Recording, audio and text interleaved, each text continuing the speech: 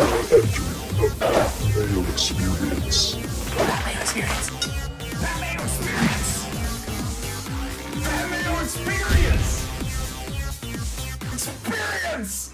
Welcome to the Pat Mayo Experience, presented by DraftKings 2021 Fantasy Football Rankings AFC East team previews. If you don't give a shit about the Buffalo Bills and only care about the New York Jets, first, very sad life you have. But you can just use the time codes and skip right to the players you want to hear about. What we're doing in this series is going team by team and then position by position and just discussing each of the players, providing a profile where they're going in current fantasy football drafts and what the outlook is like for the season and how the roster may actually shake out in terms of market share of targets, market share of running back touches and receptions in the backfield. Are there potential sleepers on the back end of this roster that you might want to put at the very, very back end if you play in deeper leagues? We're going to cover all of that for you. If you missed the NFC East, we've already done that. Hit the description, find the link, smash the like, and we'll be good to go. In fact, you should do that right now. Smash the like button for the video. And we're going to throw quarterbacks out of this discussion. But of every non-quarterback in the AFC East, which player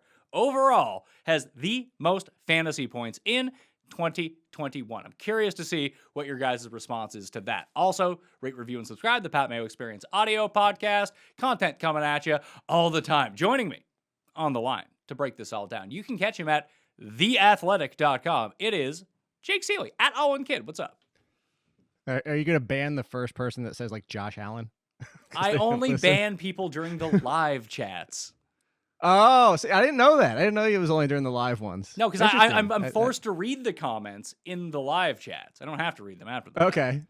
Oh, that's also true. You said that many times before that you don't read the comments. And no one should read the comments. I like that people comment. I get someone to aggregate it for me and give me like the who wins at the poll. It's a cesspool in there most of the time. Actually, that's not true. Most of the time it is not a cesspool, but like 10% of people are just the absolute fucking worst people on the planet. I just don't need that negativity in my life, Jake. I just don't need it. That's certainly fair. I've actually responded to a few of your followers in the comments before when they've been Christ.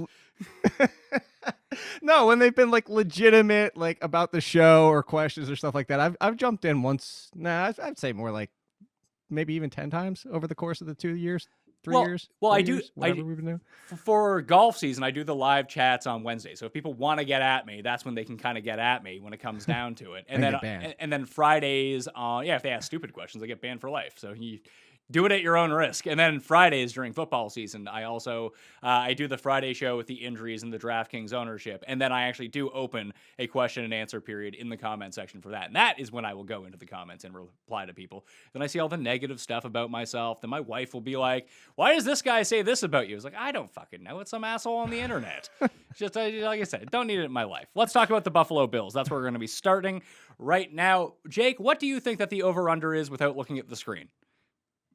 10.5. It is not. It is 11. As you keep getting close. caught with the hook. Sometimes you use the hook and it's an even number. The other times you don't use the hook and it's an even number. With the 17-game schedule, do you think that the Bills just overall repeat the performance that they had from last year? I think I could see them easily doing it. You look at the rest of this division, yes, you could say everybody's improved, but we've done this before. We just did it on the NFC East show. Like every division, everybody's better. Like that's why people love to bet the over. But honestly, if you're looking at the Bills and if you look at what that team is constructed like and say, where's their weakness? Good God, where is their weakness? Tight end? Like that's really how good this team is. And they came out of the draft just adding depth. Like they're getting picks that are just like, okay, they're going to be rotational pieces that on a lot of teams out of coming out of this draft would have been like starters. That's just a team that you look from top to bottom. The biggest one is going to be, I jokingly said his name before, the biggest question here is, can Josh Allen repeat? Of course, nobody expected him to improve as much as he did last year. But if he can just stay who he was last year, then this team should be one of the best in the NFL, probably a top 5 team. So if you told me I have to put money on the table, I would take the over on 11, especially with 17 games. I think 12, 13 is realistic. I say 13 is realistic. 13. If they went 13-4, I wouldn't be shocked. Well, let's start with Josh Allen because I think that he is going to be the biggest question mark for a lot of people coming into this year because his performance is going to completely affect every other player on the roster, Stefon Diggs most notably. And maybe that was the cause of the leap. They went out and got a legitimate wide receiver one, someone who can create separation, run crisp routes, and adjust to the ball when it's in the air. Because although his passing accuracy went up, he's still not the most accurate guy in the world. But as we've talked about over the past 2 years, the way that they've constructed this team with its receiving core, that they went out and got receivers who create quick separation off the line of scrimmage, and they can adjust to the ball when it's in the air. Like Cole Beasley, pretty good at catching the ball when it's like, a foot behind him while he's still in stride. Stefan Diggs, very good at adjusting to the ball and adjusting his route to go get it. And Josh Allen's like, I'm going to throw it up and give you a chance. You go get it. And he has the guys who can actually do this. It was the biggest fatal flaw, like year one, when, let's go out and sign Kelvin Benjamin, like absolute scrubs like that. No, like just because someone has a gigantic body,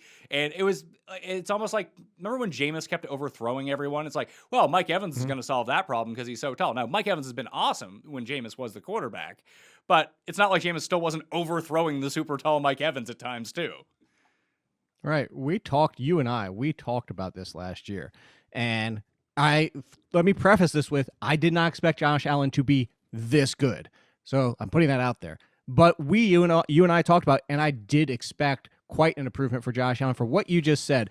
And the comparison I made to you last year and we talked about was the Carolina Panthers towards the end of Cam Newton's career. You just mentioned Kelvin Benjamin and Devin Funchess. It was like, what do we do with an inaccurate quarterback? Well, we give them giants to throw to. Well, the problem is the Giants can't separate. The Giants are slow. The Giants don't run good routes.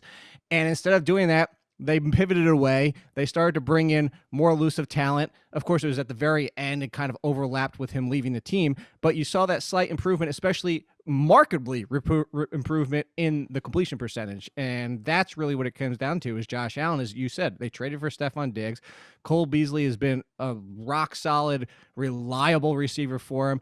And you get the guys who can get open. So when you are off target just a little bit, or you're not throwing the best catchable pass because they're open and they're not already covered, they can adjust to the ball because a Diggs and a Beasley and all these type of receivers can adjust to the ball. And when they don't have a defender on top of them and it's behind them a little bit, well, now you're not throwing it to the defender. You're still throwing it to the receiver because they came back to it. So that's what the Bills did. And again, I say all to say nobody expected Josh Allen to be as good as he was, but that's why. That's why when you have a Josh Allen, and that's why you have some of these other guys, that's why we talked about on the NFC East show. I don't know that Kenny Golladay is going to make Daniel Jones better. I think Daniel Jones might be better with somebody like a Stefan Diggs if they could have found that.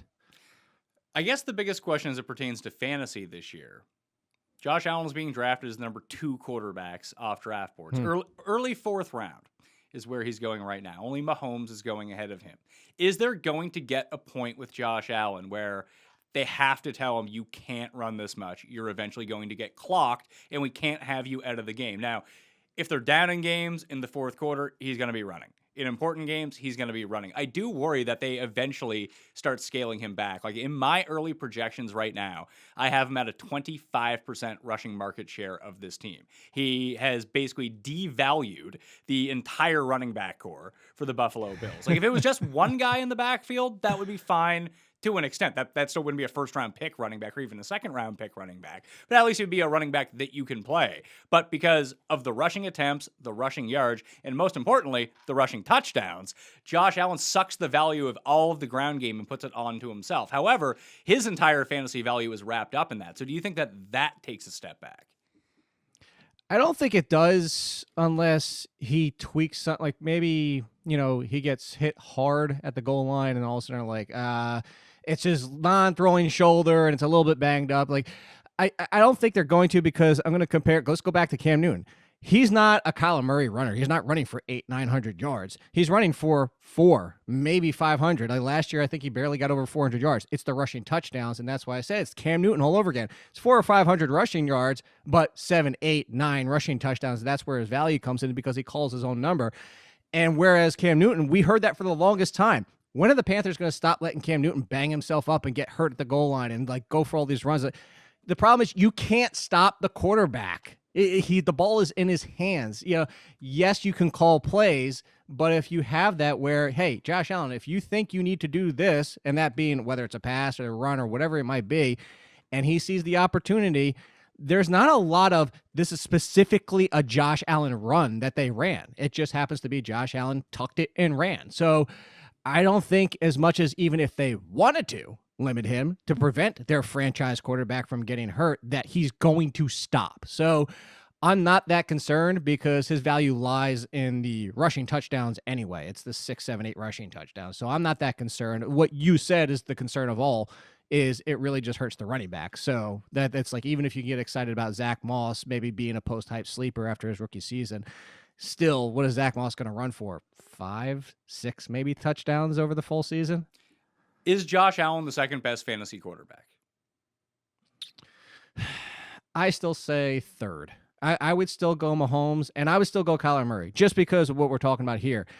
If Josh Allen calls, even keeps calling his own number, but if he only rushes for 5 touchdowns, it's a big difference between those 3 rushes, because Kyler Murray doesn't need the touchdowns as much as Josh Allen does because he's running for 800 plus rushing yards. So if you want to say Josh Allen, I'm not going to say you're crazy. I'd lean slightly Kyler Murray. Like, I have him neck and neck, and Patrick Mahomes number 1. But if you want to go Allen 2, then Murray, I'm okay with it. If you want to go Murray 2, then Allen 3, I'm okay with it. I think those are the clear big 3 anyway. I think you could make a compelling case that Lamar is probably the number 2 fantasy running back or quarterback if you wanted to. I don't know if I'm going to make that case, but I see the tea leaves that are there for it. I've been talking about that for, I'm not the only one, but I've been saying that for the longest time. Like, stop Lamar Jackson falling in the 6th round is just dumb at this point. Like, the fantasy community is so reactionary and forgetting what happened 2 years ago and forgetting the fact that even with everything that possibly went wrong for how his play was last year, and he still finished as what, QB 6, 7? Where did he finish? I'm going to pull it up. Yeah, he was 7. QB 7. If you include rushing along with passing, he was the most efficient quarterback per fantasy point on dropbacks last year. Just they didn't run the same volume of plays. When you run so often as the Ravens do, you just inherently don't run as many plays during the course of a game. Plus, they were up in a lot of these games at the same time until they weren't at the very end. But until they weren't.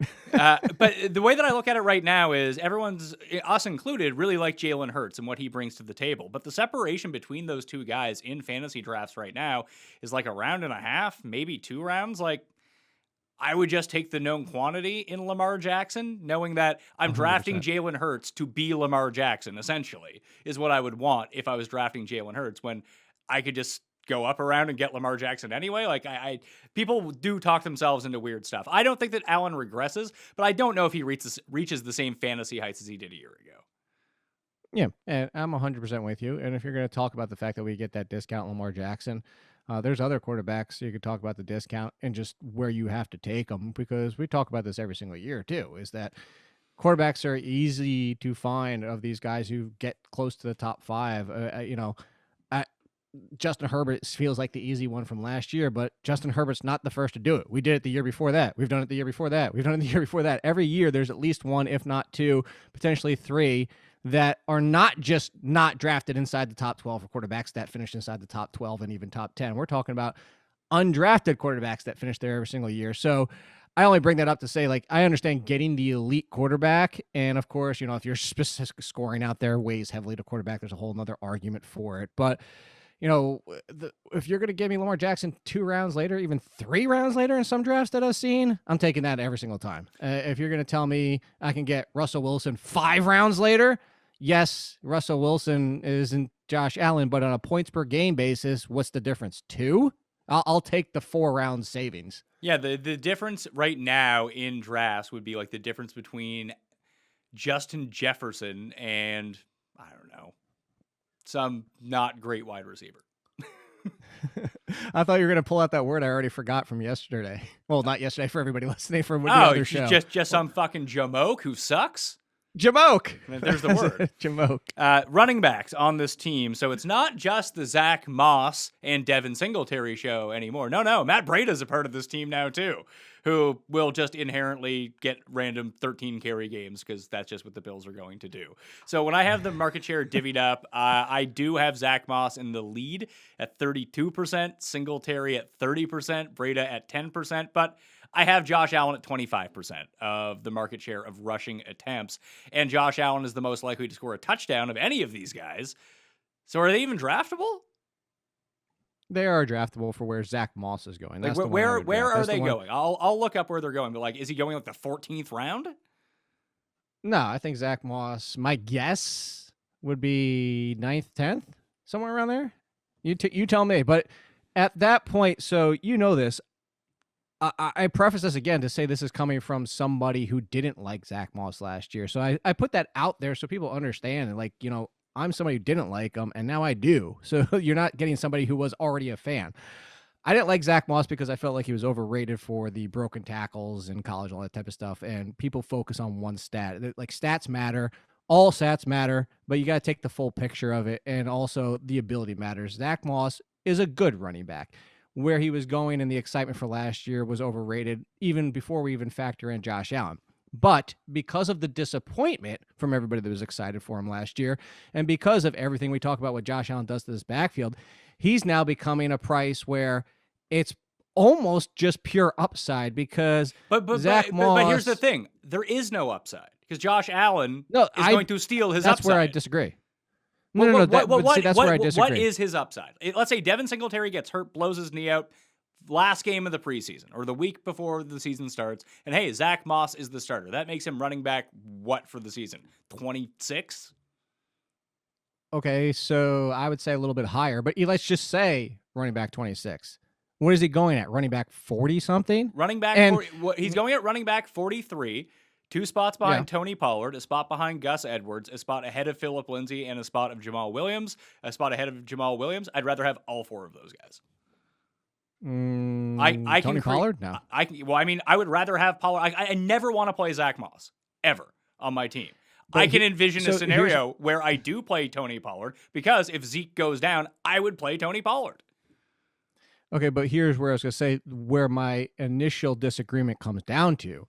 Is I don't think this backfield is split like it was last year. I think Zach Moss wasn't healthy for part of the season. Well, he wasn't healthy for part of the season. He got off to a rough start. He was a rookie who got off to a rough start. I think this backfield could be, forget Josh Allen for a second and just talk about the 2 running backs and their split. I think we could see a lot more of a 60, 65 to 40 or 35% for Singletary this year, where Singletary's had his chance. Singletary's proven the fact that in the NFL, he is a complementary running back in the passing game. Zach Moss can be the lead power and a little bit in the receiving game. So, yes, you take away an immediate 20% from Josh Allen, but of that remaining 80%, I think he gets 60, 65% of that. It's not the best case scenario for anybody. You don't want that for a lot of backfields to be like, oh, yeah, I want a running back that already has to start at 80%. But at the same time, when you're still talking about that still has RB3 value. And if Singletary ever gets hurt, I think you're looking at RB2. So I can agree with you and say that Josh Allen is going to always hurt this backfield. But at the same time, I still think there is now value because I do think he's much better than RB, what do you say, 40, whatever. I'd say he's more like RB high 30s before Singletary even gets hurt. There are even guys behind him on this list that I would rather draft just for the potential that they could be better. Because when we talk about upside, you say running back 2, I said running back like 26. Yeah, a low-end running back 2 is like best case scenario. I'd just rather draft someone like Alexander Madison is going number 47. Far cry from last year, but if Dalvin goes down, I'd rather have Madison. And it's not like I'm playing. I don't know. You don't think so? Like, I know that he kind of struggled in the big game when everyone got on him, but if he was the featured back and he was the one getting 65% of the snaps in the Vikings backfield, I'd much rather have that than Zach Moss getting 65% of the snaps in the Bills backfield. And I think that's what we'll disagree a little bit also because I don't know that it's not Nguanu who they drafted, but again, it really comes down to, I think you're kind of also making a little bit of a different, and correct me if I'm wrong, but like kind of a little bit different argument than what I'm making because you're saying if Zeke goes down, if Cook goes down. What I'm saying is that draft Zach Moss. You know what? If that's your argument, you're wrong because Zach Moss is terrible. He's going to have like 3 good games because he'll score 2 one-yard touchdowns to go along with his 30 fucking yards. No, and that's the problem is that everybody's reacting off the excitement of what he could have been and the disappointment of what he was as a rookie. He's better than this, and this is from somebody who doesn't like Zach Moss's Bills running backs have no value. None. I disagree. Don't draft him. Disagree. That's the move. Disagree. Wide receivers on the Bills. Diggs, top 5? Yeah. Cool. I could tell you where I had him in my rankings. Hit me. Scroll up. I'll tell you. I imagine. I think he's like 3. Honestly, he is Stephon Diggs. Oh, Wait, oh, I'm in Dynasty. Hold on a second. Stefan Stephon Diggs, number 5. There you go. Number 5. He is number He's 5. being drafted as wide receiver number 3 right now behind Devontae and Tyreek Hill, right at the turn. Pick number 13 is his current average draft position. Seems like it's a bit high, but at the same time, when you go look at his numbers, it's like, oh no, that actually makes perfect sense. I don't know if he overachieved a little bit or if Allen regresses a little bit. Diggs probably comes along with him, or maybe it's the other guys that tend to regress a little bit, and Diggs remains as his status as the clear guy that you need to have in this offense. And there's a pretty pass-happy offense, to be perfectly honest with you. That's another reason not to love the running backs is they really like to throw. And they like to throw downfield a lot, or if they're going to throw short, it's probably going to be to Cole Beasley. So who would be the second wide receiver on this team for you? Because for the past 2 years, ever since Allen has been there, John Brown has been a pretty effective receiver when he's been healthy. Brown's gone now, and they have my guy, the Colonel, Manny Sanders. And why doesn't he just fill the same role John Brown does? Well, for two things, even if he does, the number 2 receiver is actually your boy and has been your boy. It's Cole Beasley. He's been the consistent number 2 rely on. You know, John Brown's been very up and down, even when healthy. Cole Beasley's been the consistent, especially because everybody plays in half and full point PPR these days. Well, everybody that's, still not playing from the 80s, but it's been Cole Beasley. So I think the number 3 could be Emmanuel Sanders, but honestly, the way that Sanders looked last year with the Saints, and I know part of that was Drew Brees at this point, right before he retired, obviously, is that arm. But at the same time, Sanders looked struggling at times, getting up there in age, just struggling to separate at times. I'd be surprised that Gabriel Davis is the number 3. And I go back to what I'm saying here is Cole Beasley is the number 2, in my opinion. So Beasley's the number 2. Like, I have Diggs projected one of the highest target shares in the league at around 29%.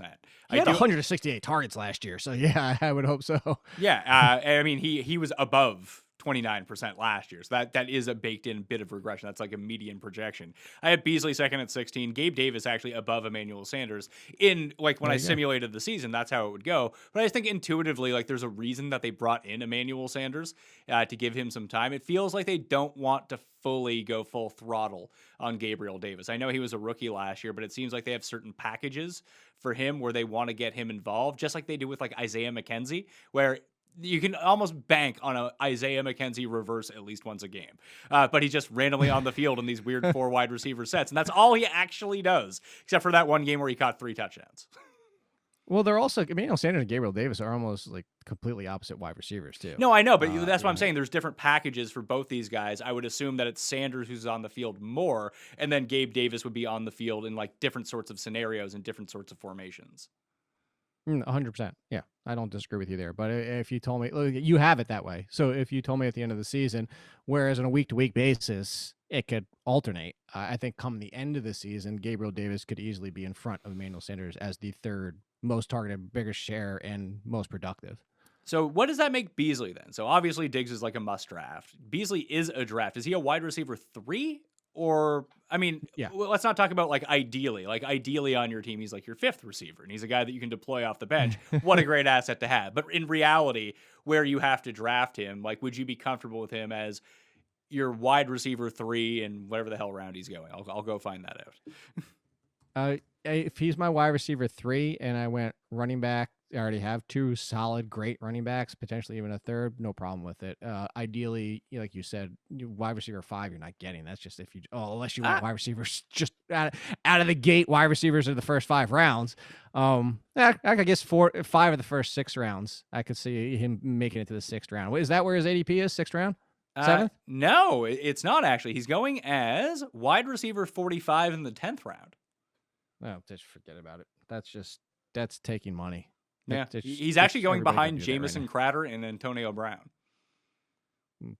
That's free money. Just go draft Cole Beasley and laugh at everybody else. Draft him in the 8th round just to make sure you get him, that there's nobody else smart watching this show that tries to take him in the 9th. Take him in the 8th because the 8th is still value because, yes, he's going to probably finish right in that wide receiver 3 range. And the only thing that keeps him in the wide receiver 3 range and not wide receiver 2 is just that he's not a touchdown guy, 4, maybe 5 on a season. So, but 8, easy, probably 900 plus yards. I think he got close to 1,000 last year. The receptions to boot. Yeah, he's a fine wide receiver 3. You get him as a wide receiver 5. And on most teams, he should be a wide receiver 4, and you're loving it. You can play him in your flex. Put it this way.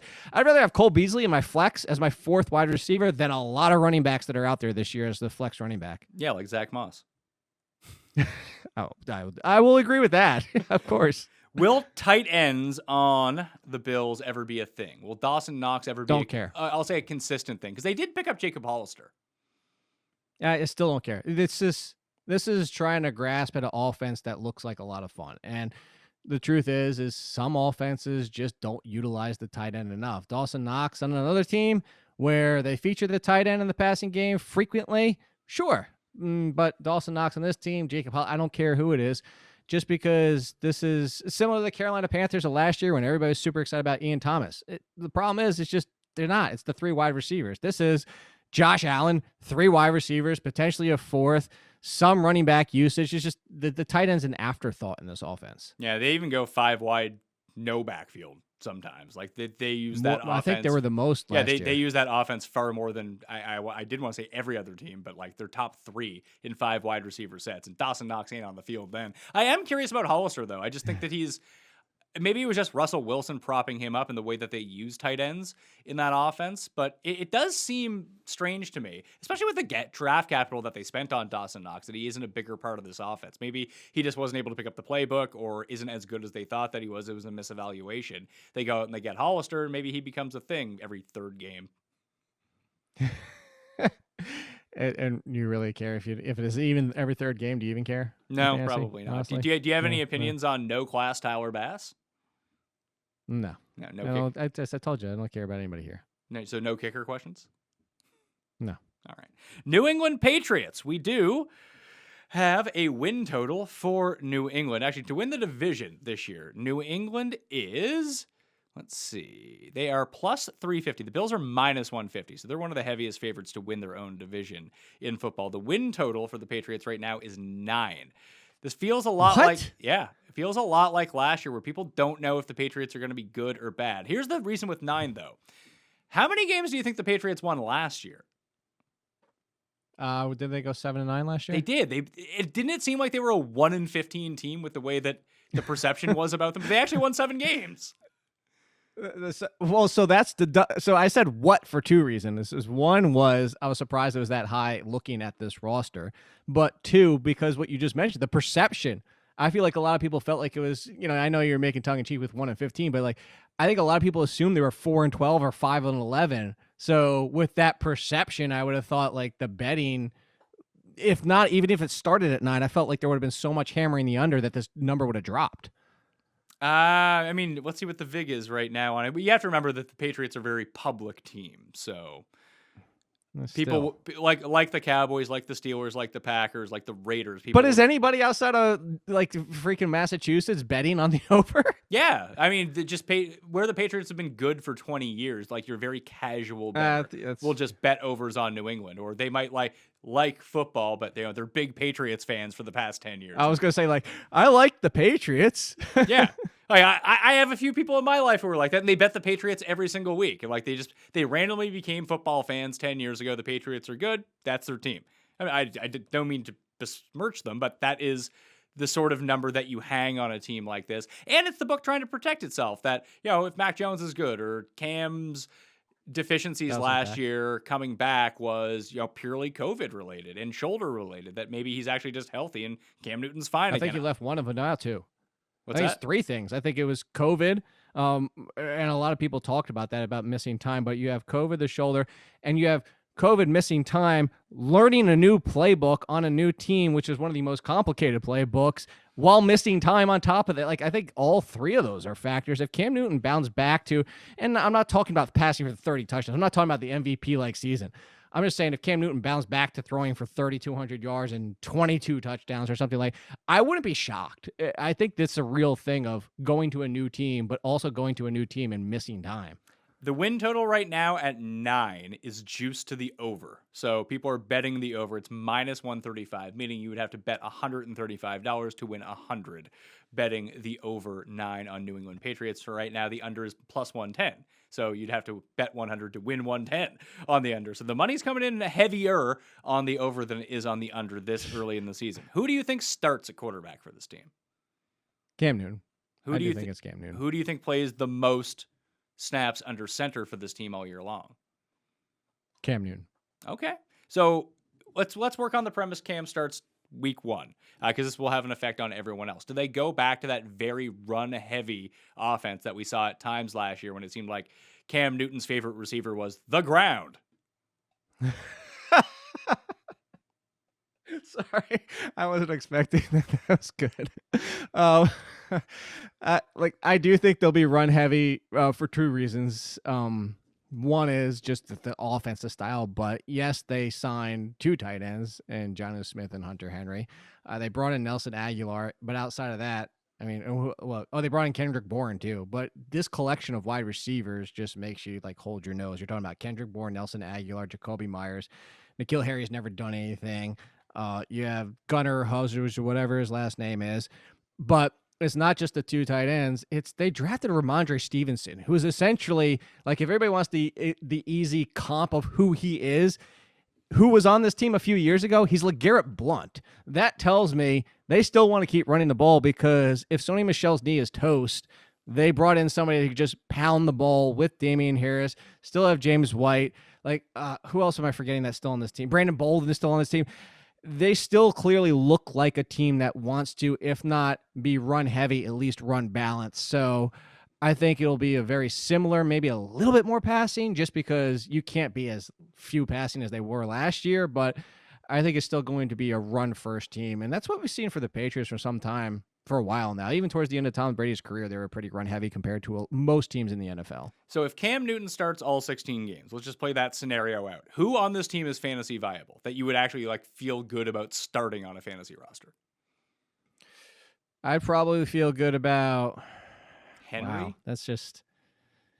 I was gonna actually say Jonnu, because Henry better blocker, so you're gonna get potentially that situation where go back to the days of, or go back to O.J. Howard and Cameron Brate in Tampa Bay, where we were frustrated forever on O.J. Howard, but they kept him in as a blocker because he was the better blocker than Brate. So I lean Jonnu. I would take Jonnu before I took Henry. I actually think Henry can be fantasy relevant as well, because this team looks like that might be their top 2 options. I don't believe a ton in Nelson Aguilar unless, here's my issue.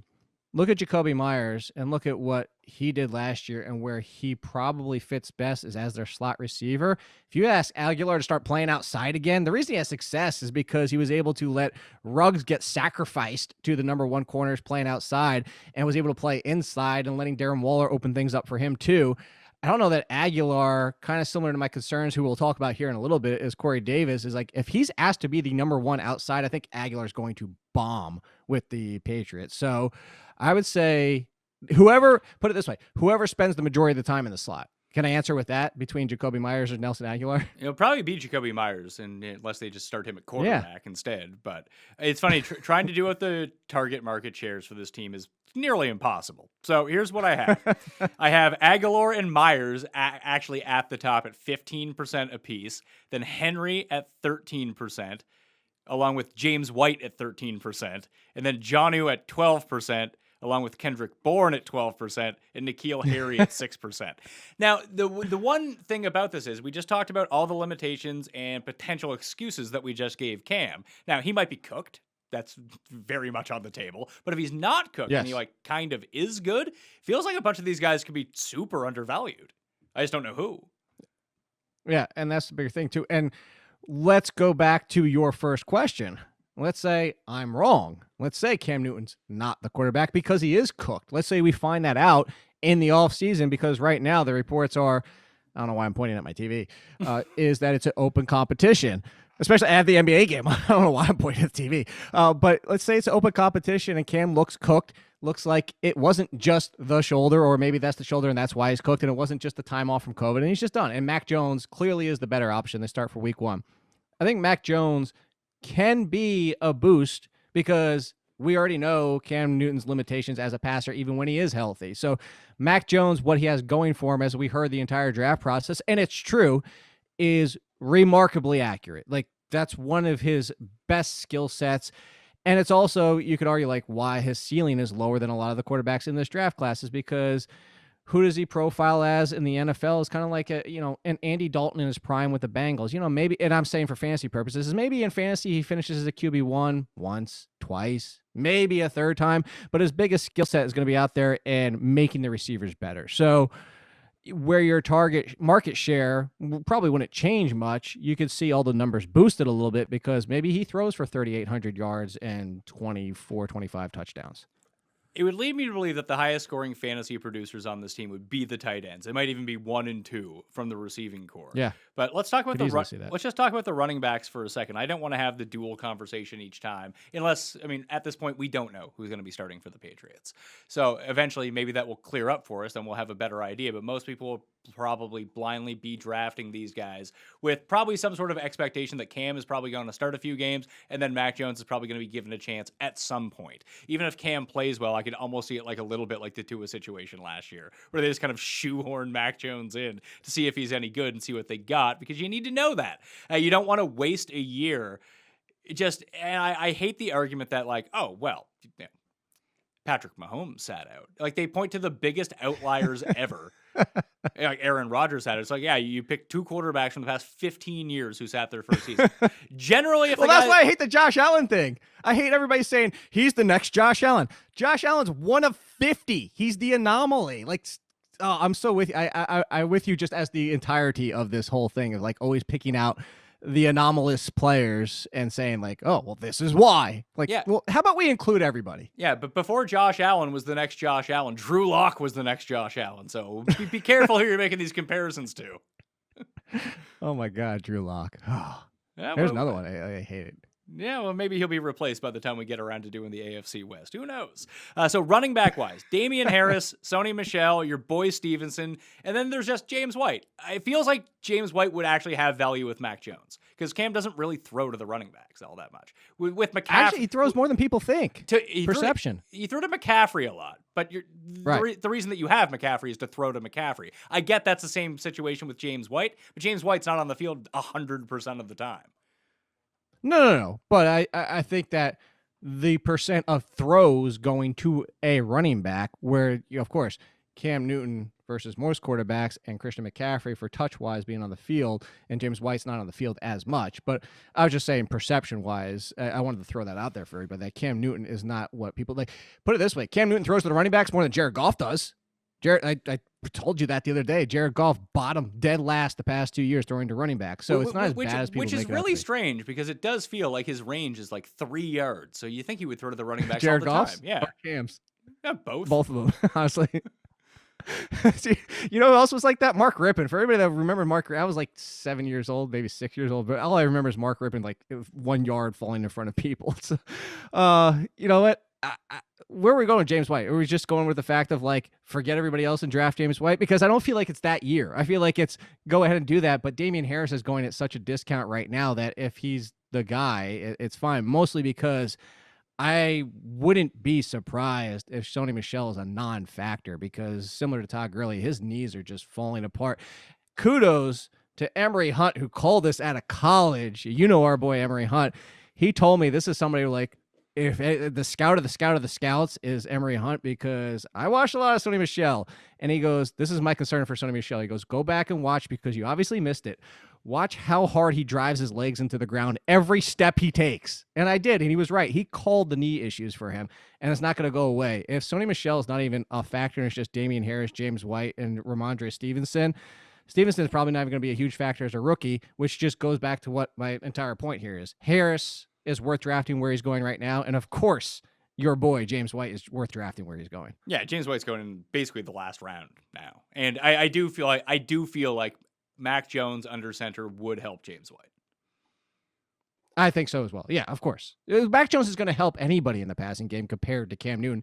Even if Cam Newton bounces back and you said Mac Jones was that quarterback instead, it's still going to be better because Mac Jones is a better passing quarterback. Well, and a lot of these running backs might suffer the Josh Allen effect, just like you're going to suffer the Cam Newton effect, that if Cam's under center, he's going to score rushing touchdowns and take those away from the running backs. How many did he run for last year? I felt like he had 5.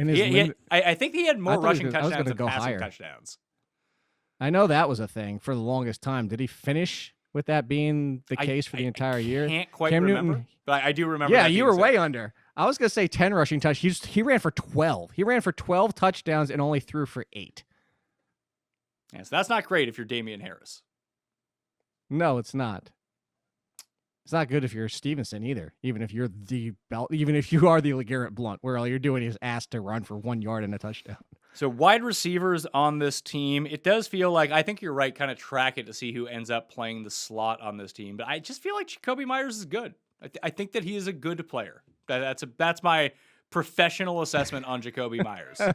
And Is that a deep dive? Not only is he a good player, I think he gets on the field a lot because he is the perfect Patriots player.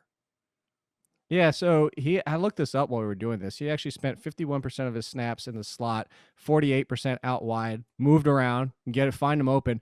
While on the field, targeted 24.3% of the time, more than anybody, including when Edelman was active. So I'm with you. He's not a name because he wasn't a name even coming out of college that people expected much from. And you have some of those guys that perception carries over. I think that arguably right now, and I think it's an easy argument to make, he is the best receiver on this team, even with the addition of Aguilar off his quote-unquote breakout season. And N'Keal Harry had the pedigree coming out of college. I thought N'Keal Harry would be better than he was. Yeah, I'm with you. Jacoby Myers. If Jacoby Myers finishes the top 30 wide receiver, I wouldn't be shocked. I wouldn't bet on it, but I wouldn't be shocked. Yeah, so like I said, the median projection gives him a 15% target market share. But if that was like 22%, I wouldn't be super stunned because I think that he runs the easiest routes for completions for both of these quarterbacks. If you're looking at the path of least resistance, that's probably the way you want to go, that he can kind of pile up. Sort of like a Cole Beasley with upside type of year. Obviously, the quarterback play is not going to be as good as Josh Allen in Buffalo, but that style of route, I think you're going to see with Jacoby Myers. Plus, he can get downfield after the catch. Like, that's the problem with Aguilar on this team. Like, Aguilar's going to have a bunch of really big plays. He even had those in Philadelphia. It's just you never know when they're going to come, and that's the most frustrating type of fantasy player. And, yeah, I think that's really what we're coming down to here is it feels like it's draft the tight ends, maybe question mark. I see, but this is the thing is like the tight ends. I wouldn't put either one of them in the tight end one group. I could see one of them finishing there. I could see both of them finishing as a tight end one, and people you would never want to play each week. Like 1 week, Jonnu will have 3 touchdowns, and he'll score so many points in that one game. He'll end up like as tight end 9 for the season or something. Like the Kyle Rudolph from, what was it, 2 or 3 years ago, where he had that 2 or 3 game run at the end of the season, jumped all the way to tight end 8 after being tight end 24 running into that week or whatever it was. Do you remember that? No. Oh, okay. Well, yeah, it happened. It was like 2 or 3 years ago. Kyle Rudolph was like tight end 20 something heading into the final 3 games and went off for 2 or 3 games in a row right at the end and finished tight end 8.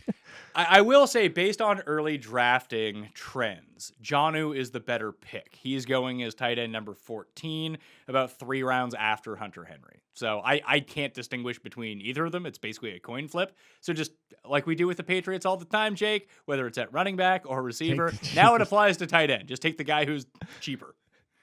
That's always good for this entire team. So there you go. I wouldn't be. Is Jacoby Myers even the first wide receiver for the Patriots off the board? I wouldn't be surprised if he's not. I didn't look that up. I don't even know where he's going. Jacoby. I spelled Jacoby wrong. I would almost bet he's going behind Nelson Aguilar, would be my guess. Because of perception and what happened last year. Am I spelling his name wrong, or is he just like legit not being drafted? M-E-Y?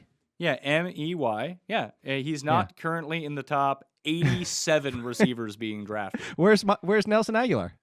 Nelson Aguilar is 75th. There you go. Is N'Keal Harry being drafted inside the 87? That's what I was going to go look. No, N'Keal Harry is not being drafted. What about Kendrick Bourne? I'm assuming that there's no way Kendrick Bourne is, right? Kendrick Bourne is not either. So, like I said, there's value on all of these Patriots if you can pick right. And even if you pick right, it still might not even be that good. That's the biggest issue is it still might not be any good. You know where it's going to be good, Bat? Best ball. No, yeah, you got to draft them all in best ball. I had the Patriots stack. It'd be so sick. Miami Dolphins. The Miami Dolphins. Tua time with the Miami Dolphins. Their over-under is also 9 wins. They're plus 130. What happened to you let me guess? Because Paul kept putting them up on the screen, so now you can see them. Oh, I don't have your screen up. I have the table that I pulled up so we could pull up some of these numbers we were talking about. Oh, okay. Sorry about that. No, just when Paul put the graphics that's on the okay. screen, I just assumed you were looking at them. Oh, no. My guess would have been 9.5, by the way. I would have overshot this one by the half number again. I'm always going to put the half on it just because it makes more sense to me. This one, yeah, well, it should be that way because there would be nothing. I mean, losing your money would probably be more frustrating, but making a bet in June on a win total that you can't actually cash in either way until January and have it push, that would be like, oh my God. That would be just so frustrating to see that happen. By the way, even at 9.5, I'm going over on this one. The Dolphins. This is a sneaky one. Is this just a reaction to people think that Tua sucks? I think it is. And, I wrote Tua up. He's part of my top 5 breakout quarterbacks for this year. And funny enough, I actually just talked about Tua earlier today with Marcus Grant. And I don't get the Tua hate. When you say you don't get the Tua hate, you should understand where the Tua hate comes from. You watch him, right? Yes. Okay. Well, no. Here's why I don't understand. Is because you know what we did and I say we, but like the NFL/fantasy community. How many years in a row were people making apologies for Sam Darnold? How many years in a row have people been making apologies for Daniel Jones? How many years in a row they were making apologies for Baker Mayfield? Like, this kid has played half of an NFL season. This kid came in out of college throwing 87 touchdowns and 11 interceptions. Let's not forget that. The highlight play that everybody seemingly has forgotten is the new wide receiver that's back with his old teammate, Jalen Waddle, that big bomb where, Tua can't throw a deep ball. And all this perception about Tua, that's where I'm saying, like, I never understood the hate of Tua from day one. Is he a great prospect? No. Does he have a lot of promise? Yes. Is there a lot of concern off of last year? Yes. That's where I will agree. There was some really terrible play. There were some really terrible throws. But let's also understand something about Tua. And you said you hate when people do the Patrick Mahomes, but this is a legitimate comparison. Let's talk about Lamar Jackson's rookie season. Lamar Jackson being thrust into an offense that was not designed for him. The Miami Dolphins last year not only were in the midst of trying to change an offense, they straddled the fence. They tried to change the offense while still kind of keeping parts of it for Fitzpatrick because they put him back at quarterback and they didn't want to lose it completely. And this hybrid-y, West Coasty type of what the hell are they doing type offense is part of the reason that Preston Williams fell off completely, because Preston Williams doesn't fit the new offense even before he got hurt. But they also, like I said, they tried to put one foot in both pools. Instead of just committing to Tua and committing to a new offense, they tried to do both. And that hurt Tua too. Like, I'm not saying he's not without fault, but Tua was in a bad situation with Devontae Parker taking a step back and being hurt, Preston Williams missing and not fitting that offense, and then being yanked out for Fitzpatrick. Tua, I think, has still fantasy potential of being a top 12 to 15 quarterback because he's not going to run for 500, 600, 700 yards. But similar to like Aaron Rodgers, where he can run for 200 or 300, but find the end zone 4 or 5 times, you have that little bit of an upside with him. It's so funny that you said 200 or 300 yards or 4 or 5 times. My projections have him at 295 rushing yards and 4.5 rushing touchdowns. There you go. It's like I do this for a living. The thing is like Tua is now also you have an offense designed with him. Devontae Parker now has Jalen Waddle and Will Fuller alongside of him. Well, once Will Fuller's the final game suspension is over. But you have a trio of wide receivers where if you say we expect Waddle of what he can be, this trio of wide receivers is now arguably top 10. And you still have Gesicki, and now you have an offense designed for Tua. And I just think that I'm going to have a lot of Tua this year is what I'm getting at. I probably will as well. I actually bet him to be MVP at 80-1 because the expectations for him are so low. He doesn't need to be close to the best player in football to win MVP because, well, you said Sam Darnold and Daniel Jones Jones and Baker Mayfield and all of them. I mean, at least Baker's been good. Like, he won Rookie of the Year. He had one of the best rookie seasons of all time. That actually does make some sense. With Darnold and Jones, the only reason... Sure, and then he got better the year after. So it made more sense. With Jones and Darnold, the only reason that they get apologized for is because they're in New York. And most of the content that comes out is New York-based. All right, then who else can we make excuses? Like, everybody's making excuses for Jared Goff. Are they? I've not heard anyone make an excuse for Jared Goff. All I've ever really heard about Jared Goff is he got super lucky one year and he actually sucks. No, that's here's another one. This is going to be a love on Emery Hunt fest. Here we go. But the Jared Goff thing is he's the one that pointed this out to me as well too. Is exactly the week that it happened. Is if you watch that end of the season where he was balling out, and then it was the last 5 or 6 games somewhere around there. It was actually very close to their bye, I think. But whatever it might be, is he said the defense has figured him out. And here's how you figured it out is because it's Sean McVay puppet master Jared Goff, is that defenses started disguising their formations until the headset clicked off, and because they realized Jared Goff can't read a defense. And that's actually from that day forward, including the playoffs that year and every day since, Jared Goff has been a completely different quarterback. At wide receiver, who do you think is going the tops of these guys? My guess would be Will Fuller. It is Will Fuller. He's going as the 36th receiver. Parker's going at 48, and Waddle is going at 49. The problem is, even when I run the projections, they all kind of rate out very similarly. So if Tua does just take a step up, and he's just a very competent quarterback, not a great quarterback, but just a very competent one, and if he just plays to his profile, maybe not the huge touchdown to interception ratio, but a guy that just doesn't turn the ball over all that much. Like, this team's going to go for that 9 win total really quick. The issue is with the let's go to the running backs then. Like, Tua could potentially be a top 10 quarterback, right? Potentially.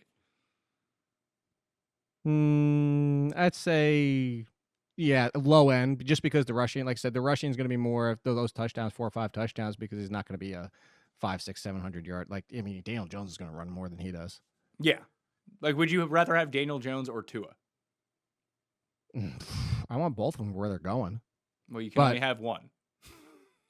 I'd actually probably go Daniel Jones for pure ceiling, because these are backup guys. Like, I'm not drafting him as my starting quarterback. For pure ceiling, because Daniel Jones will run for 600 yards and the same amount of touchdowns.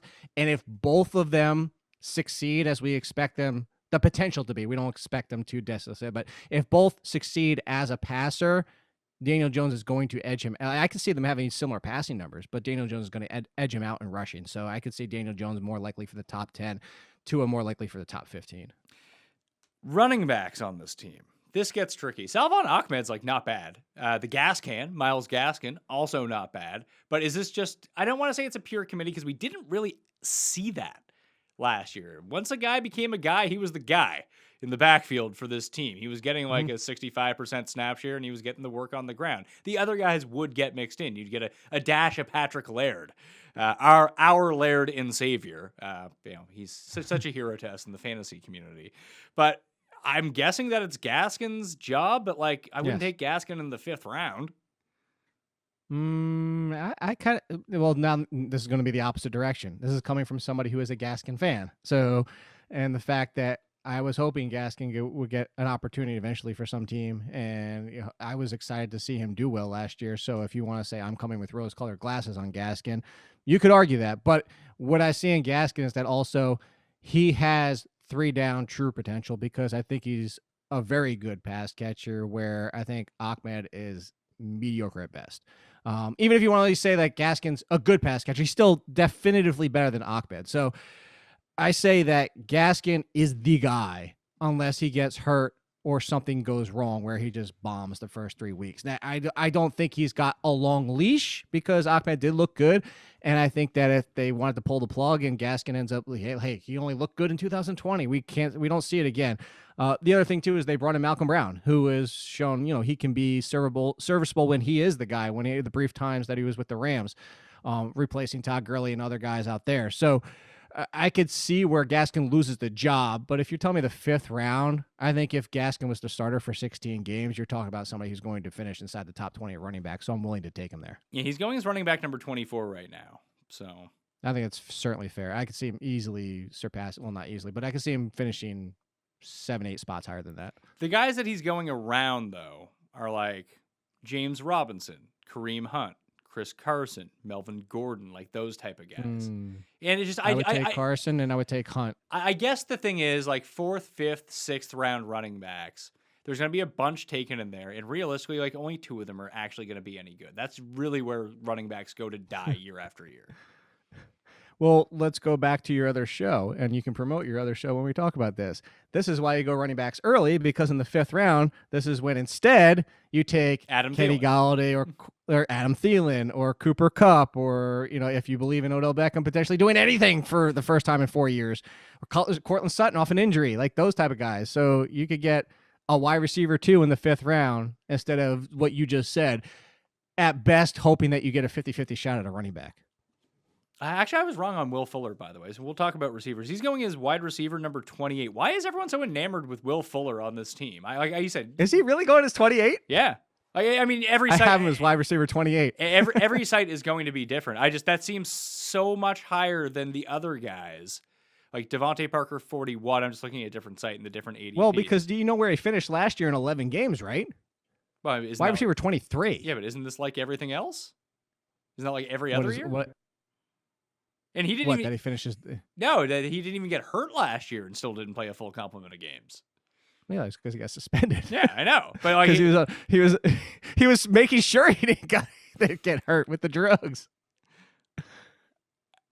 I don't know on this team. Like, it's one thing when Deshaun Watson is throwing you the ball. It's the other thing when Tua is throwing you the ball. Like, is he a good fit with Tua versus the other guys? I guess is my question. I'm going to go back to what I said about Tua. I think he has a better deep ball than people realize. Sure, but but I mean that Watson. would literally mean he can throw the ball 40 yards based on that assumption. Because people don't think he can do that.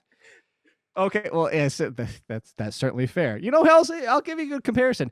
Everybody kept crapping all over the fact that Henry Ruggs couldn't do anything with Derek Carr because Derek Carr is a terrible deep ball thrower. If you actually pull up metrics, go dig up Derek Carr. Derek Carr's middle of the road. He's not great. He's middle of the road, which isn't terrible. He's middle of the road. That's all Tua needs to be for Will Fuller to be a top 30 wide receiver, and that's really what it comes down to. Will Fuller's top 30, but it's the argument you and I have against everybody drafting Will Fuller higher than that every single year is what we say is, sure, Will Fuller at the end of the year finishes wide receiver 24, 27, 22, whatever it might be, but it's, okay, this week he's wide receiver 7. Next week he's wide receiver 40. Next week he's wide receiver 40. Then he's wide receiver 7. Then he's wide receiver 40. Like, it's just, you have to enjoy that up and down. So if he's your wide receiver 3, cool. If he's your wide receiver 2, not going to do it. Like, I have Fuller projected to have the most fantasy points of any of the wide receivers on this team, but the gap between Parker, who I have projected for the fewest amount of points, the gap between them is 20 points. So all three of those guys are around 165 to 185. So that could really swing in either direction. And I think the key thing to look at here as well is Houston has been terrible. Even the years that they made the playoffs, they weren't good, especially their defense. They had to throw so often. Even though this is going to be a now Tua offense, I think it's going to be more run heavy, more conservative, and this defense is pretty good that I don't know if they're just going to have the volume of passing attempts that you would probably need to just to argue to where Will Fuller is currently going in drafts. That it's almost like we talked about the Patriots situation. Just take Waddle. He's the cheapest. I would agree with it. Just take Waddle as the cheapest. The one thing I will say is Houston doesn't pass as much as people think they do. Maybe even you think they do. They threw 540 and 530 the last 2 years. Sure. I just happened to look that up because which is fewer than Miami did. They don't throw as much as people think they do. That's a very fair point, but I think it's somewhat contextual, just like the Derek Carr stuff in terms of the deep ball. Efficiency-wise, Derek Carr is great at throwing the deep ball. The problem is he just doesn't throw a lot of deep balls. When he takes his shot, it's generally to guys who are wide open, thus making his numbers better. Mm-hmm. When you look at his average depth of target on throws, it's closer to the line of scrimmage than it is way downfield. All right, let's look at yards per attempt. I just happened to pull that up earlier because I was looking at somebody. To your argument point, here you go. Number 2 last year in yards per attempt, air yards per attempt, 8.9 for Watson. Tua is 7.5, 25th. Okay. So there you go. But that wasn't even going to be my argument. That was just my anti-Derek Carr kind of case. My case for Watson and the receivers on Houston is that their offense and their target share of wide receiver is generally concentrated on 2 people, almost always. When Hopkins was there, when Cooks was there, along with Will Fuller, there's 1 and there's 1A in terms of who is receiving targets on that team. I just don't know if I'm comfortable making that prediction on Miami. I don't know where the targets are going. It could be completely spread out. It's not like Steven Anderson and who are the other just losers, Daniel Fells and those guys. Darren Fells. Griffin. Like, just over the years, the like random Texans. The other tight Ryan end. Griffin? The non-quarterback Ryan Griffin? Yeah, the other Ryan Griffin. I think he's on the. Is he on the Jets now? But I it's thought just he was if you was were Tampa Bay. if you were 1 or 2 on that team, you saw a huge amount of targets. Then you'd had your Randall Cobb types who would come in, your Kiki Cuties who would come in, then they would just kind of disappear. At least in this offense, like you might see a few checkdowns to the running backs. So depending on who that might be, Gesicki's not going away. I don't think that he'll receive enough attention to be like a really good fantasy player, but he'll receive enough attention where he gets stats every week. He'll be like 3 for 47 on 7 targets or something like that. Just he'll command enough of the target market share that it's kind of more spread out here. So I think that Will Fuller, if he's commanding 20 to 25% of a team's throws, even if that team doesn't throw a lot, that's great news for him because his ADOT tends to be super high. And when it's not super high, they're generally bubble screens, which are super high efficiency fantasy points to score. That's 1 catch for 7 yards, but it's a high percentage play that I just don't know on this team he can get lost in the shuffle a little bit easier than he did in Houston. That would be my case against drafting him as a top 30 receiver. Now, if you want to make Will Fuller wide receiver number like 41 coming off the board, like 4 rounds later, then yeah, I'm kind of into it. But Waddle's going even deeper than that, and why can't he just be a more efficient Will Fuller? And I don't disagree with anything you said, honestly. And I think that you could see all 3 of these wide receivers be slightly lesser versions of the Panthers 2020 wide receivers because Gesicki's a factor, unlike Ian Thomas wasn't a factor. The tight end just wasn't really a factor for the Panthers in general. So I say all 3 of them instead of finishing all 3 in the 20 to 25 range at wide receiver. Actually, were they all? I think they're right in the 17 was more, and then Samuel was 25. Where's Robbie Anderson? Robbie Anderson, I know, was right in that same range as them because all 3 of them finished inside the top 25, right? Yeah, last year. Robbie Anderson finished. Well, Robbie Anderson had 28. Yeah, Robbie Anderson, I think, finished top 15 in overall yards, but had 2 touchdowns. 3 touchdowns. Yeah, so there you go. So there was 17. Yeah, that's 17, 25, and 28. So I could see these 3 from Miami finishing like 25, 32, and 36. So like just kind of tick down. Unless one of them establishes themselves as the guy in this offense, then they get the big boost up and the other 2 just kind of drop off. And they have...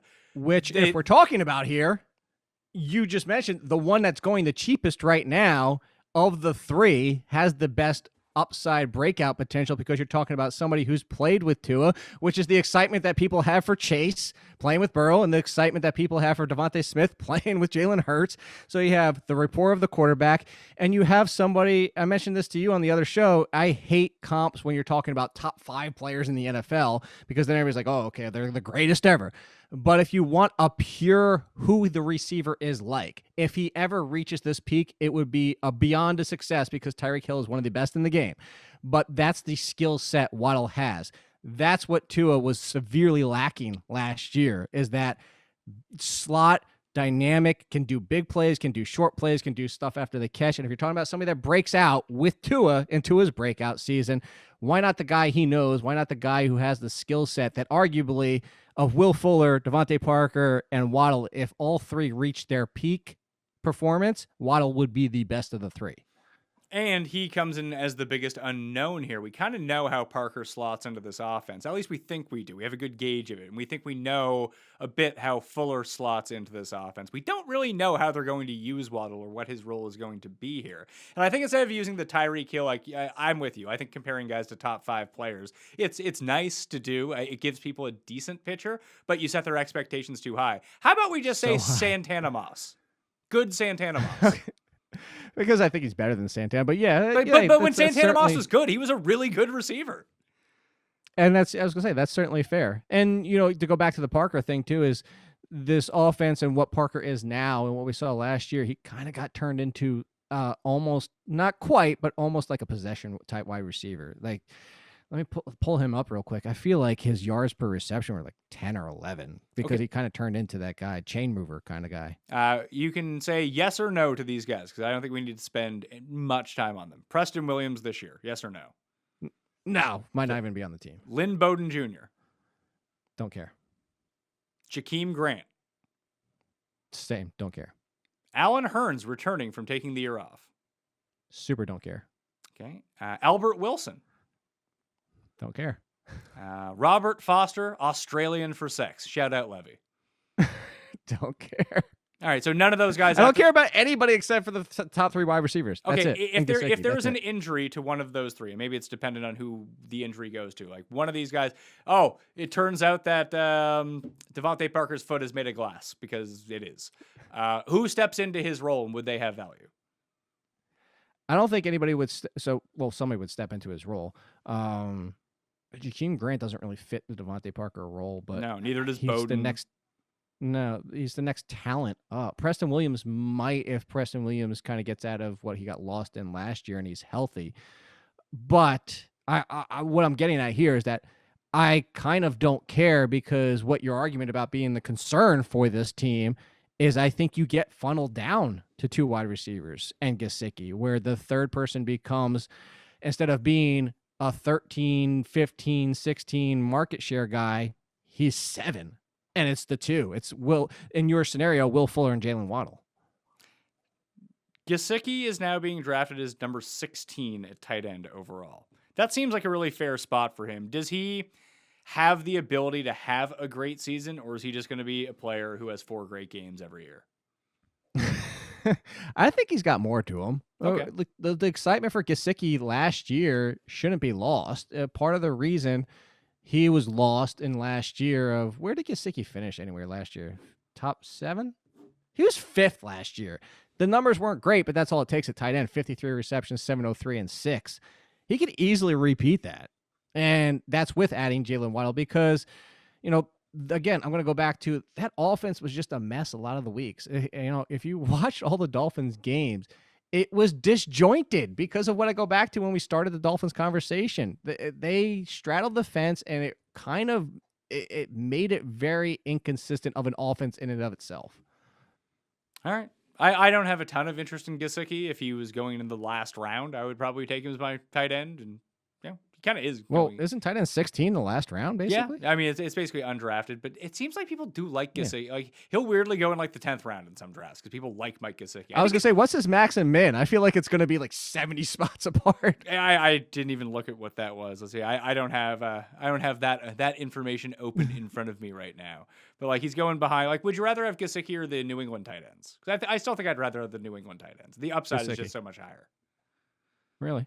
Yeah, I'd still take Gesicki. I feel like they're going to vulture each other. To go back to what you said before, I don't think you're going to be able to figure out who it is week to week. And in that case, you have to sit on one, and you're going to get 7 good games. Well, the way that I would think about it is that at best on the Dolphins, Gesicki is the number 3 passing option. There is a realistic scenario that on the Patriots, that the tight ends are receiving options 1 and 2. And then one of them gets hurt? No, even if one of them doesn't get hurt. Like, Henry could be their leading receiver. Jonnu could be second. All right. But that's why I would gamble on one of the... I like Jonnu more than Henry, by the way. All right, Jonnu is their leading receiver. Henry is second. But at least in my mind, that's their path. That is their upside on that team. Like, I really do think that, like, the projection that I have on Gesicki isn't great right now. It's like 50 catches, 600 yards, and 4 touchdowns. You make that 60 catches, 700 yards, and 5 touchdowns. And he just did what he did last year, which is tight end number 5 when you look at total fantasy points. But that's not really moving the needle between tight end 5 and tight end 15. Sure. Okay. Yeah. I think all in that range. I'm usually out at tight end in that group. I've already kind of made my flyer pick, or I'm just waiting for somebody that... When are we doing are we doing NFC South? Hint, hint, who my guy is. Maybe I'll have you back for that show. I'll read the comments and see what people say about Jake Ciely. Oh, if you're going to read the comments, I'm never coming back. Yeah, it's true. Yeah, you're never right about anything. New York Jets. Jumbo Jets. They drafted a guy who's scared to drive in New York traffic. So that's always off to a good start. Don't worry. His mom's going to be driving, and they're doing the Partridge Family in the bus. They're fine. I mean, his mega mom, that's going to be great news being in New York. They're going to love that. But did you not see the video of them on the way to the draft? All of them in the car together? It was like a band. I have only seen one social media interaction from Zach Wilson's mom. That was enough for me. Oh no, this. Actually, I think the dad was driving and she's in the passenger, the front seat, and she says something about like, "Are we gonna sing or something?" Or why she was asking why he was nervous, and like the whole family's in the van. It's just man, it's just so. He's got to be the youngest face we've ever seen in football. Yeah, ever. for all my golf heads out there, he's like the Cam Smith of the NFL. Cam Smith is perpetually 13 years old. Actually, know that reference. He had to grow like terrible facial hair and grow his hair into a mullet just to look older. And the guy's like 26. Like he's looked like he's 13 for the past 5 years. Why do you think I grew facial hair? I'm not trying to like I'm look older. I'm 15. trying to look younger. That's why I never have the facial hair. Oh God, you would have no idea. Only very few people know what I look like with no facial hair. I will de-age myself by about 8 years if I did that. Yeah, you should go for it. I mean, I need to figure out ways to de-age myself. Now that I have 2 kids, I got gray hair. That's not good news. I have to wear this color shirt to Botox. to distract. No, Botox doesn't do that. I need like the just for men. That's the move. The Botox needs to get rid of that.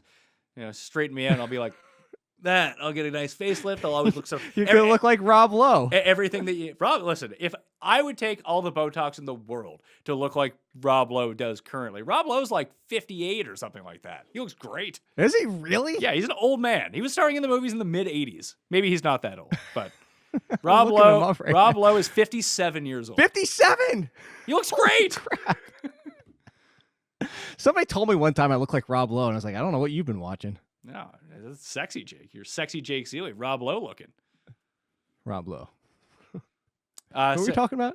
The Rob Lowe. Jets. No, we're talking about Rob Lowe. Zach Wilson. Actually, New York Jets wins over under for the season. What do you think it is? I'll take an even number this time. 5. It's 6.5.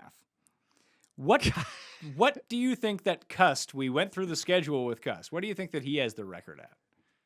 Oh, Cuss. He has him going 11-6. He does have them going at 11-6, and Yes. he had to give them 2 losses at the end after I told him he had already given them 11 wins. He was like, "Oh, they'll just lose their last 2 games."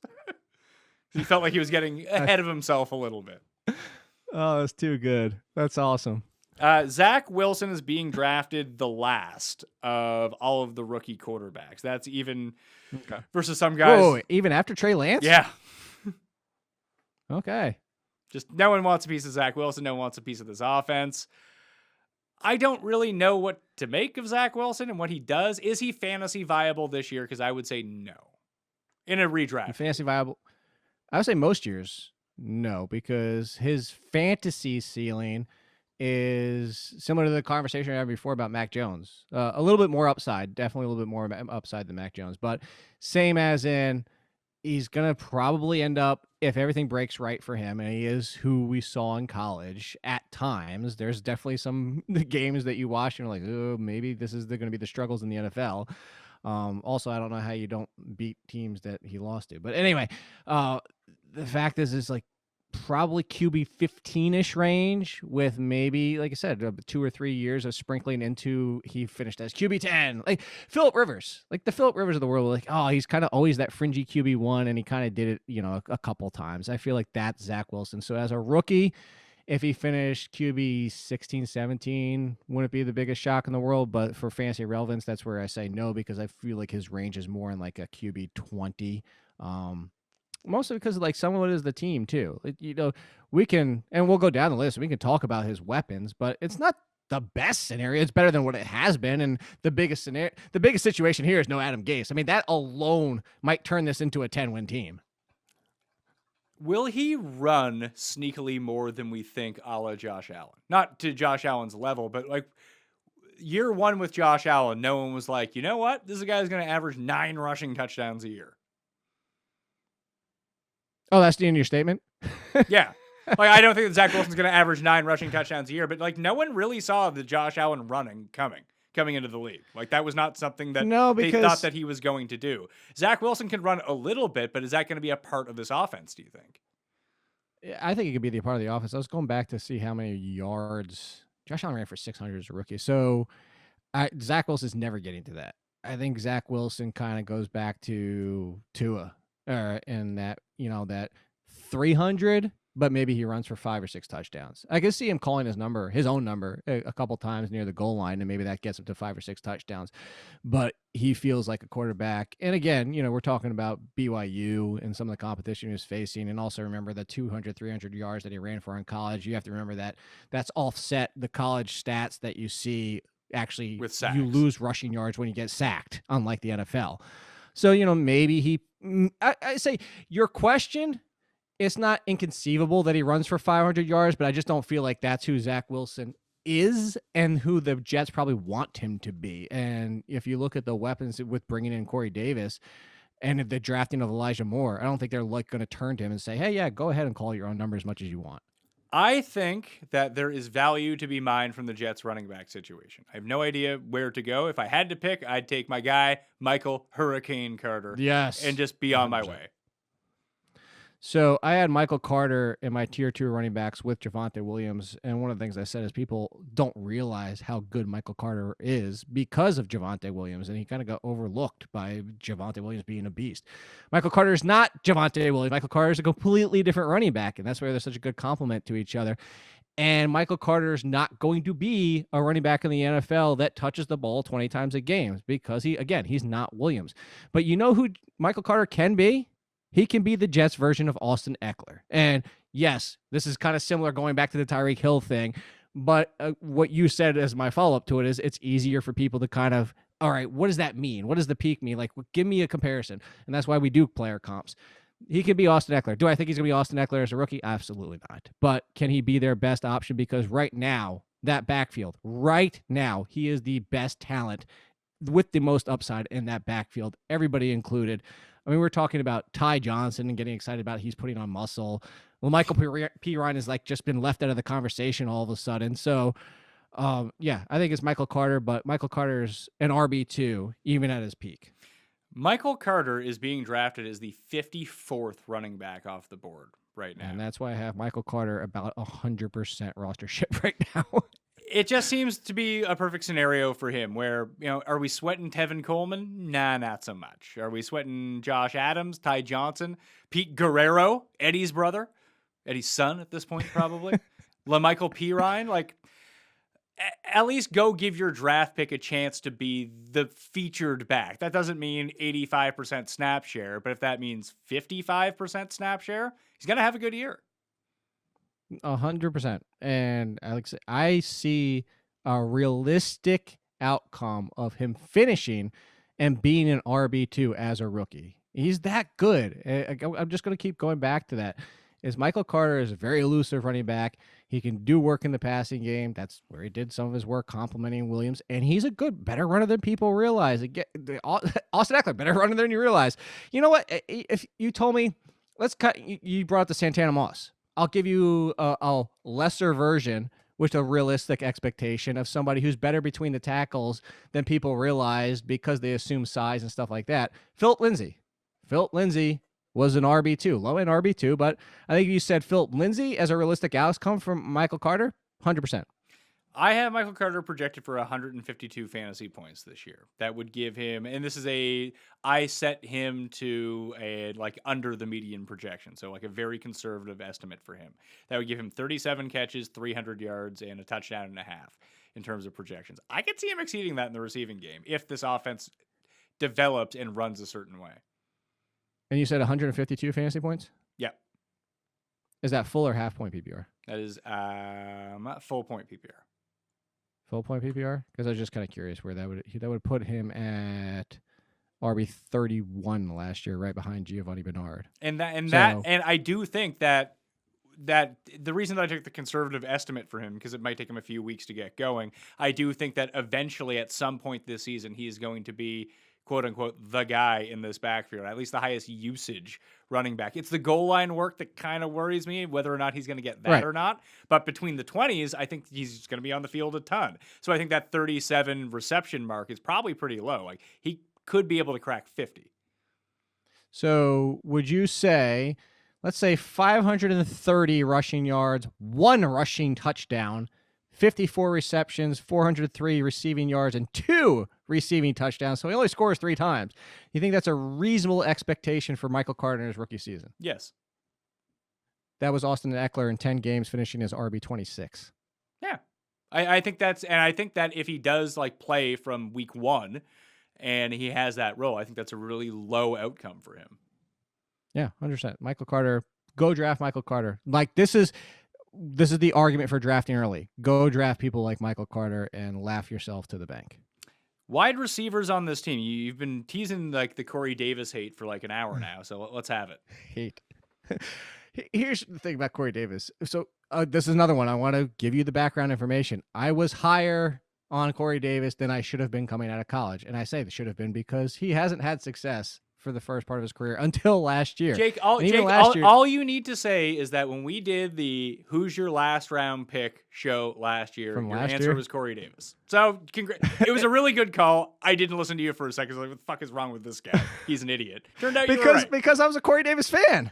But here's what I'll say is, again, I was too high on Corey Davis, even with that call from last year, and because he turned into our last round pick, because that's what Corey Davis had become at that point.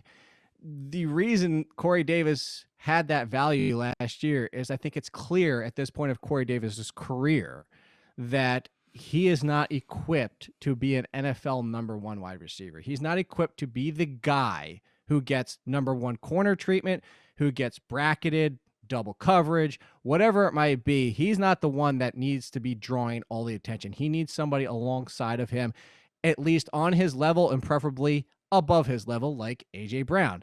He's now with the Jets, and he is the guy. Elijah Moore could replace Jamison Crowder. You said that jokingly, like that might not even happen because it's the Jets. So let's say Jamison Crowder is still there, whatever it might be. That role is going to be the same, whether it's Crowder or Elijah Moore. One of those two guys is filling that slot role. And Denzel Mims, I actually think he can break out in his second season, but he's not going to be better than Corey Davis. And that's where my concern comes in, is it comes in the fact that Corey Davis is going to be the number one guy for the Jets. He's going to be playing for the Jets instead of Tennessee with a rookie quarterback instead of Ryan Tannehill, with a backfield who doesn't command the presence that Derrick Henry commands from defenses every single week. And that's where it comes down to. I think Corey Davis could have the same numbers of last year, but he needs 20 more targets to get it. And if he doesn't get those targets, then he's going to take a step back. So it's not the hate of Corey Davis. I would have preferred him back in Tennessee.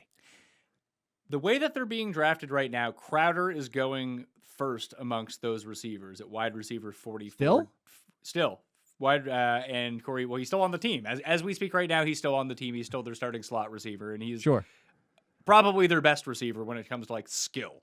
If the guy could stay on the field, yes. I actually think Jamison Crowder is quite good. He'll be an asset for someone. Oh, absolutely. Well, and that's the thing too. Like you can draft Jamison Crowder right now, and if he does get cut by the Jets, that might actually be a good thing. It could be, depending on where he lands, for sure. Yeah, like imagine the best thing for Crowder is just stay healthy. Sure, but imagine he gets cut by the Jets, and the Bills are like, "Okay, Cole Beasley, you're done. We have Jamison Crowder now." Like that's such an upgrade, and I like Cole Beasley. I was gonna say throw him in the Detroit Lions. Yeah, that would kill St. Brown, but I mean, he would have like 2,000 yards on the Lions because they would pass for 2,200 yards for the season. Jamison Crowder would have 2,000 of them. That's you give him that's Jared Goff's new Cooper Kupp with Jamison Crowder there. Yeah, 100%. Yeah, but let's see. So 44 at receiver. I'm trying to think where else we could throw him. For Jamison Crowder, Corey Davis 48, Elijah Moore number 64, Denzel Mims at 79. Keelan Cole's on this team, which I totally forgot about. 114. That Mims number seems super low though. 79. I had a scout tell me that Denzel Mims is essentially Michael Thomas 2.0. Wasn't a scout. It was Tim. Oh, okay. I was like, you might not want to talk to that guy anymore. Which makes sense now. So I'm not going to give them all away.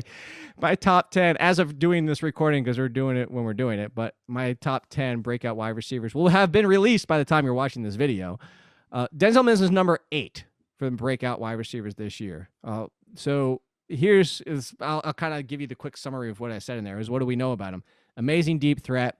He runs into coverage, unfortunately. Like we're talking about, so for people out there, like stacking corners, when you hear that term, is that you're pushing the corner upfield. You're putting them on top of each other, basically you're putting him on top of yourself, your wide receiver, but you're pushing him upfield to get that separation. So if you stop your route and come back, he's on his heels and backing up and you have a little separation, or if you cut in or whatever, that type of stuff.